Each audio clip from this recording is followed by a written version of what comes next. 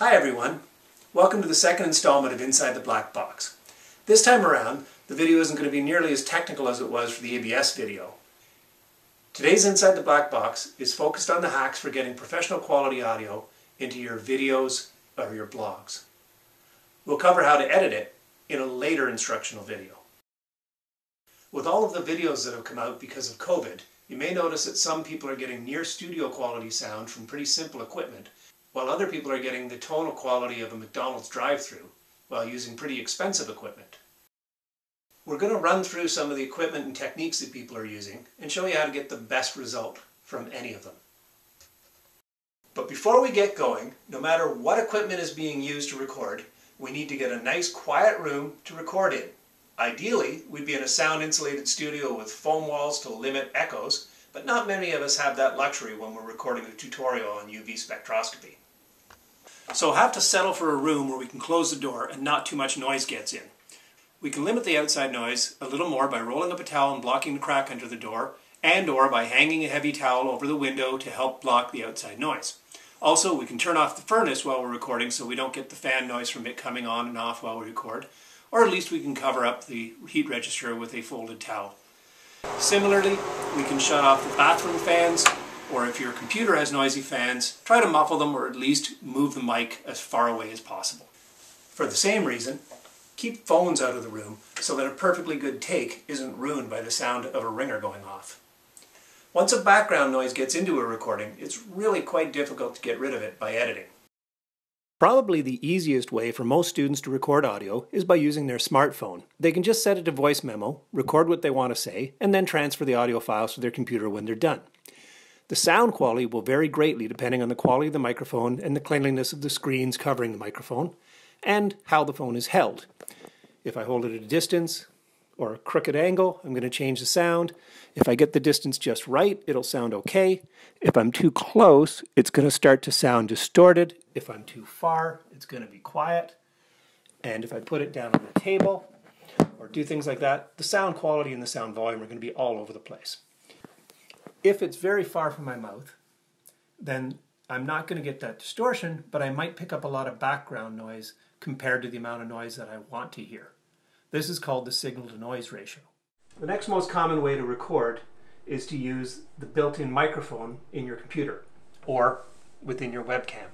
Most operating systems have a built-in recording app. Right now I'm using the one from Windows 10. You can get really good results this way if you're willing to experiment a bit. One of the Science Maker Lab assistants gets incredible audio by holding her face 1 inch from the screen of her MacBook while she records her audio. If the person has the right software to record their webcam's video output, this audio recording can often be done at the same time as recording the video. If you don't have that software, you can cheat by setting up a Zoom call with just yourself in it and then recording it. This is a very convenient way to record, but the downside is that you're pretty far from the microphone, which means that it's going to pick up your voice, but it's also going to pick up a lot of background noise if it's sensitive enough to pick up your voice at that kind of distance. Note that also the further you are from the microphone, the more echoing you're going to get. As we move up the sophistication ladder, we get into recording with proper audio software and with high quality microphones that cost in the hundreds of dollars. A popular option for this route is the USB microphone like this one here. The good ones are based on a stage or a studio microphone, but have electronics in them that allow them to plug directly into the USB port and be recognized by your computer. Like your built-in or webcam microphones, this mic will work with your computer's voice memo app and any recording software for voiceovers. Here, I'm recording it directly onto Adobe Audition, where later on, I'll add the other audio recordings and turn them all into one big audio file for this video that I'm making. When you get to this quality level, you also get what's called a direct monitor headphone jack. That way, you can hear what you're recording as you record it, giving you the ability to make corrections to your distance and your speaking volume as you go. So as you can see, the volume here is fairly low because I'm fairly far from the mic. On this particular mic, I can adjust the output of the headphones, but I can't adjust the sensitivity of the mic. Putting the sound out the speakers won't work because the mic would pick up the sound coming from the speakers as well as the sound coming from your voice and create a feedback loop. And that's going to give us either a weird echo sound or that horrific squeal that we all remember from high school assemblies. So because this mic isn't adjustable for sensitivity, what I'm going to do is I'm going to put it on a stand so I can move it closer or further from my mouth. And you can see that while it doesn't distort very easily when we get in close, it gets a lot clearer and sounds a lot nicer. And you don't get as much weird echo from the background either. So in this case, instead of using a proper stand, I'm just going to put it up on some boxes. And that holds it nice and stable. And it keeps it a good distance from my mouth. It also makes it really easy for me while I'm talking to remain the same distance from it. So I get a lot better sound quality simply by moving it up closer to my mouth like this. And if I want to get radio voice, I can get in really close like this. The final option is the one that will give us the absolute best sound quality, but it's probably the trickiest to set up and use. In this setup, we'll use a studio mic, a stage mic, or a clip-on type mic that was never designed to be used with a computer, but then we'll use an interface to let it talk to the computer through a USB port. While it takes up space and makes a mess of wires, this interface is nice because I can use it to adjust the mic sensitivity, among other things. So you can see an audition in the background there, how if I turn the mic up, you start to see more red, and you can see it going kind of square on the waves there. No, it's not good. That's a little too loud. And if I turn it down, you can see that the bars get smaller. So I'm going to try and find that sweet spot again here. And the sweet spot is where I approach the red, and I only hit it once in a while. So I get as close as possible to that red for just normal talking. And only when I pop out a certain loud note will it go and clip. And that's kind of perfect. Like the USB mic, this interface has a direct output for headphones, so I can hear what I'm recording as I record it. The studio recording mics sound the very best, but they can range from hundreds to thousands of dollars, and they're somewhat delicate. The clip-on mics, like the lapel mics or a headset mic, they can sound really good if they're good quality and their sensitivity and distance from the mouth is set up right. But the lapel mic is a little bit more vulnerable to background noise due to the distance from the mouth. Stage mics like the Shure SM57 and SM58 are just about indestructible and give really good sound quality for about $100, if not quite the level of the $4,000 studio mic. We've all seen the classical spherical head on the SM57. This is a Fostex 501, but it's pretty much a clone of an SM58. The microphone that I'm actively recording on right now is an SM57. It's a little bit more directional than an SM58, which is why you heard it get quiet when I was turning away and louder when I turned back towards it. And it's more for recording instruments. It doesn't have the built-in pop filter and stuff that the SM58 style mic does.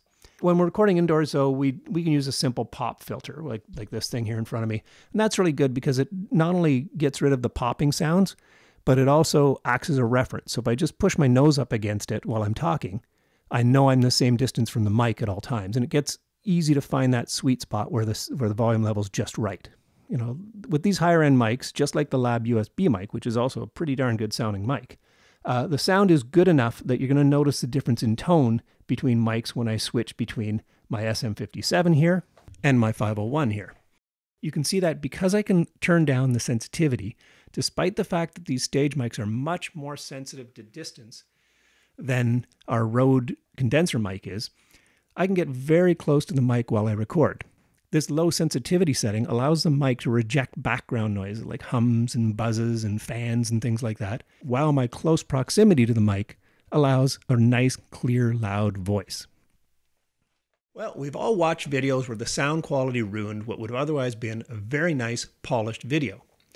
We've all seen the press conferences where the speaker sounded like Charlie Brown's teacher. It really takes away from the enjoyment of the presentation or the video. We've just looked at the most common ways that we can record good quality sound for the videos that we all have to make because of COVID, and for the videos that we actually do want to make. So let me leave you with these few key hacks. Whether you're using a $20 Amazon mic or a $5,000 Sennheiser, everything starts with a good signal-to-noise ratio. You want the mic as close as possible to the source of sound without overdriving the mic and causing that distorted sound. You want to minimize the background noises as much as possible through isolation, or if you have to, by hiding your roommate's guitar chords. It's a good practice to back away from the mic when you're inhaling to minimize the noise and to save having to clip these noises out during editing. Finally, you may have noticed I was reading from one screen while recording on the other screen pretty much this whole time. Yes, a written script is always good. Not only does it eliminate a lot of the pauses, ums, and ahs, but it also allows you to focus on being more animated and speaking clearly instead of trying to remember what you wanted to say. Rehearsals don't hurt either. if you don't want to be seen reading. Well, now get out there and have fun making videos with sound that would make Richard Attenborough smile. Whether they're about forensic analysis of the Hagersville tire fire, or a rant on YouTube about your roommate eating your last yogurt. Thanks. Have fun.